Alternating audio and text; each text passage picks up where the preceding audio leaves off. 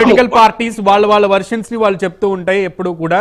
మనం ఇప్పుడు వరకు కూడా విన్నది కూడా అదే. బీయింగ్ అనలిస్ట్ ఒక స్పోర్టివ్ వేలో క్లియర్ కట్ గా న్యూట్రల్ విధానంలో దీనిని అనలైజ్ చేయండి.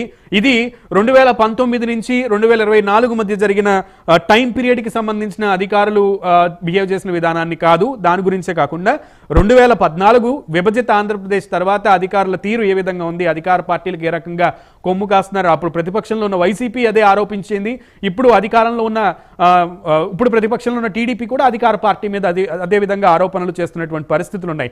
ఎవరు అధికారంలో ఉన్నా కూడా ప్రతిపక్షంలో ఉన్న పార్టీ వాళ్ళు అధికార పార్టీ వాళ్ళ మీద ఈ ఆరోపణ అయితే ఖచ్చితంగా చేస్తున్నారు. అధికార యంత్రాంగం వాళ్ళకి తొత్తులుగా లేదంటే వాళ్ళకి అనుచరులుగా కార్యకర్తలుగా వ్యవహరిస్తున్నారని. సో బీయింగ్ అనలిస్ట్ ఈ విషయాన్ని మీరు ఎలా అనలైజ్ చేస్తారు?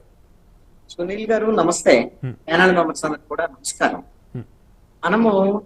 మనకు స్వతంత్రం వచ్చిన తర్వాత మనం రాజ్యాంగం రాసుకున్నటువంటి చాలా కీలకమైనటువంటి అంశాలు ఎవరు ఎలా వ్యవహరించాలి, ప్రజాప్రతినిధులుగా ఎన్నికైనటువంటి చట్టసభల్లో ఎన్నికైనటువంటి ప్రజాప్రతినిధుల వ్యవస్థ, అదేవిధంగా కార్యనిర్వాహక వ్యవస్థ, ఈ రెండింటి మధ్య ఉండేటువంటి అంతరం ఏంటి, ఈ రెండు కలిసి ఎలా పనిచేయాలి అనేటువంటి అంశాన్ని చాలా స్పష్టంగా రాసుకోవడం జరిగింది.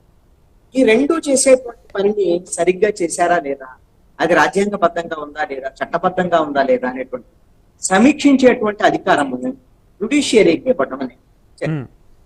అదేవిధంగా భారత రాజ్యాంగంలో ఆర్టికల్ 19(1)A ప్రకారంగా ప్రకారంగా ఫోర్త్ ఎస్టేట్ గా మీడియా, మనం ఈ మూడు వ్యవస్థలు సరిగ్గా ఉన్నాయా లేవా, ఈ మూడు వ్యవస్థలు లోపాలేదు, వీటిని మనము అనలైజ్ చేయడానికి, మాట్లాడటానికి, ప్రశ్నించడానికి మీడియా కూడా ఉంది ఫోర్త్ ఎస్టేట్.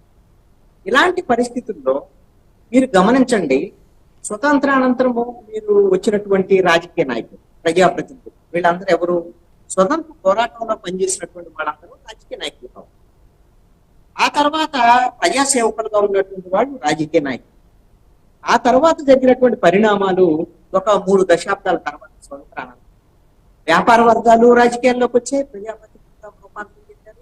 వాళ్ళకి రిగ్గింగులు చేసేవాళ్ళు, రౌడీయిజం చేసేవాళ్ళు, మనం ఎందుకు వాళ్ళకి సక్కచాల, మనమే రాజకీయ నాయకులు అవ్వచ్చు కదా దాని మీద వాళ్ళు తయారైన పరిస్థితులు.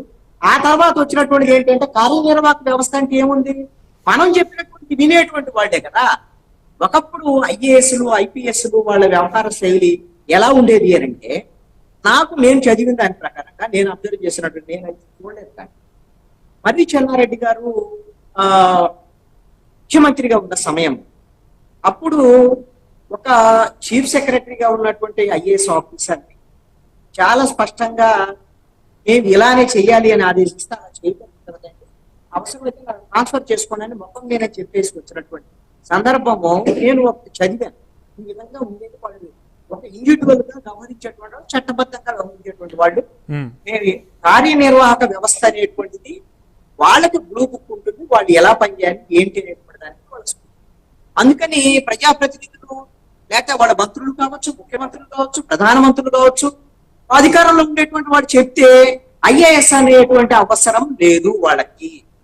ఆ విధంగా కానీ మారుతున్నటువంటి కాలం, ఎవరైతే ఇవి వ్యాపార వర్గాలు, కార్పొరేట్లు, ప్రజాప్రతినిధులుగా రాజకీయాల మొత్తాన్ని శాసించేటువంటి సందర్భం వచ్చినటువంటి నేపథ్యంలో, అదే విధంగా ఈ కార్పొరేట్లు, ప్రజాప్రతినిధులుగా ఉన్నటువంటి వాళ్ళు కార్యనిర్వాహక వ్యవస్థను కూడా తనకు అనుకూలంగా మలుచుకొని ఇష్టారాజ్యంగా పరిపాలించేటువంటి పద్ధతులకు వెళ్ళారు. అందుకనే కొంతమంది స్వార్థపరులైనటువంటి అధికారులు, వాళ్ళకేంటి వాళ్ళ స్వార్థము, ఫోకల్ పోస్టులు కావాలి, ఐపీఎస్లు అనుకోండి,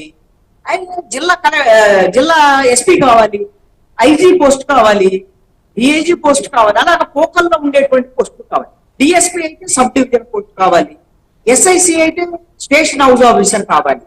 అదే అధికార పక్షానికి ఒత్తాసు పలకలేదు అనుకోండి, వాళ్ళకి ఏం చేస్తారు, వాళ్ళని ఏదో లూప్ లైన్ పోస్టులో వేస్తారు. ఈ అవసరం రీత్యా ఐఏఎస్ ఆఫీసర్లు అయినా కలెక్టర్ కావాలని కోరుకుంటారు, ప్రతి వాళ్ళు జిల్లా కలెక్టర్ కావాలి, వాళ్ళ మిగతా పోస్టుల్లో చాలా పోస్టులు. మరి దానికి ఈ విధమైనటువంటి ఇద్దరు కలిసి కుమ్మక్కయ్యి ఈ రోజున ప్రజాప్రతినిధులు, అదేవిధంగా కార్యనిర్వాహక వ్యవస్థ ఇంగిల్ అయిపోయినటువంటి పరిస్థితుల్లో ఈ రోజున సరైనటువంటి పద్ధతిలో వాళ్ళ యొక్క పనితీరు లేకపోవడం అనేటువంటిది ఈ రోజున ఉంది. ఇది మీరు చాలా చక్కగా వివరించారు. ఏంటంటే ప్రభుత్వం కానీ గత ప్రభుత్వాలు కానీ గతంలో ఉన్నటువంటి ప్రభుత్వాలు కానివ్వండి, అన్ని ప్రభుత్వాలకు సంబంధించినటువంటి దాంట్లో ఇది ఖచ్చితంగా తప్పు పట్టాల్సిన విషయం. రైట్. ఒకటి మీరు గమనించండి, మనము ఎన్నికల సమయంలో ఎన్నికల కమిషన్ అనేటువంటిది పూర్తి సర్వాధికారాలు కలిగి ఉంది. అవును. కానీ మనము రాసుకున్నటువంటి రాజ్యాంగంలో అయితే ఈ విధంగా ఎన్నికల కమిషన్ రాజ్యాంగబద్ధంగా సర్వాధికారాలు ఉంటాయి, కానీ వాళ్ళకు వ్యవస్థ ఉండదండి. రైట్ రైట్ మీకు మిమ్మల్ని ఇంకొక క్వశ్చన్ అడుగుతాను కృష్ణాంజనేయులు గారు. రైట్, జనరల్గా ఒక ప్రాంతంలో గంజాయి పట్టుబడుతుందనే దానికి సంబంధించి ఆ ఏరియాలో ఉన్నటువంటి 10th క్లాస్ వాళ్ళకి తెలుస్తుంది, ఇంటర్మీడియట్ వాళ్ళకి తెలుస్తుంది, స్వీకరించే వాళ్ళకి ఒక చిన్న డ్రగ్స్ విషయమే మనం మాట్లాడుకుందాం. కానీ ఆ ప్రాంతంలో ఉన్న ఎస్ఐకి తెలియట్లేదు అక్కడ డ్రగ్స్ పంపిణీ జరుగుతుందని, లేదా అధికారులకు తెలియట్లేదు పట్టుకుంటానికి అనేది ఒక బాలుడు, ఒక విద్యార్థి అడిగినటువంటి ప్రశ్న, అది చాలా వైరల్ అవుతోంది ఆన్లైన్లో. అటువంటి సందర్భం ఒకటి ఉంటే, ఇంకొకటి రాష్ట్రంలో చాలా సందర్భాల్లో డబ్బులు పంపిణీ అనేది సర్వసాధారణంగా జరుగుతుంది ఓటర్లకి. అది కూడా అంతే. ఎలక్షన్ కమిషన్ తప్పితే ఆ పార్టీ వాళ్ళు పంచిపెడుతున్నట్టు ఈ పార్టీ వాళ్ళకి తెలుస్తుంది, ఈ పార్టీ వాళ్ళు పంచిపెడుతున్నట్టు ఆ పార్టీ వాళ్ళకి తెలుస్తుంది. కానీ ఈసీ మాత్రం అక్కడికి చాలా రేర్ సందర్భాల్లో చేరుకుంటుంది.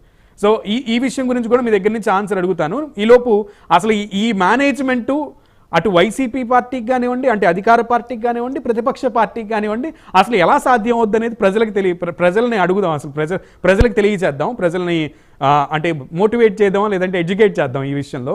వరుణ్ గారు, ఈ విషయంలో పర్టికులర్గా మీరైనా సరే, మీరు అధికారంలో ఉన్నప్పుడైనా సరే, లేదా ఇప్పుడు ప్రతిపక్షంలో ఉన్నారు, ప్రజలకి మీరు సంక్షేమ పథకాలు అధికారంలో ఉన్నప్పుడు ఇచ్చారు, తర్వాత తాయిలాలు అనేవి ఎలక్షన్స్లో పోనీ మీ ప్రమేయం లేకపోయినా మీ నాయకులు లేదా మీ అభిమానులు ఇచ్చున్నారని అనుకుందాం. సో ఇచ్చినప్పుడు కానీ, లేదు ప్రతిపక్ష పార్టీలు, అప్పుడు ప్రతిపక్ష పార్టీ ఇప్పుడు అధికార పార్టీ వాళ్ళు ఇస్తున్నప్పుడు సందర్భాల్లో కానివ్వండి, ఎందుకు ఈసీలకు కానీ, లేదా రిటర్నింగ్ ఆఫీసర్లకు కానీ, లేదంటే ప్రిసైడింగ్ ఆఫీసర్లకు కానీ, లేదా ఎలక్షన్ మేనేజ్మెంట్ ఆఫీసర్స్ ఉంటారు, వాళ్ళకి ఎందుకు ఈ కంప్లైంట్ అనేది ఇంత ఫాస్ట్ జనరేషన్ వరల్డ్లో కూడా